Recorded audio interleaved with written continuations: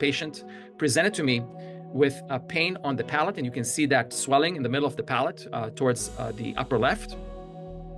And it was not diagnosed properly. He actually had an upper left molar, tooth number 14, extracted, being supposedly responsible for this infection. Of course, the tooth was extracted, but the infection persisted. And then the patient came to see me, to find out, looking at a simple periapical radiograph of an upper lateral, that there's a huge periapical infection.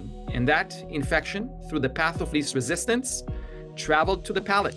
And the reason for this infection is root resorption. And that root resorption, and there might have been a history of trauma, that root caused necrosis of the pulp that led to an infection through the apex of the root, and the path of infection was as such that it drained through the palate. We don't decide on it. Our job is to diagnose and not extract teeth unnecessarily so. So a very simple diagnostic process. The patient was referred to an endodontist, Dr. Fred Manampour in Beverly Hills, who did a 3D scan, diagnosed internal root resorption on that lateral, this huge lesion. And I asked him, do we need to extract this tooth? Do we need to replace it? He said, no, this is an endodontic problem. It simply drained to the palate. It destroyed the palatal plate, some of the buccal plate.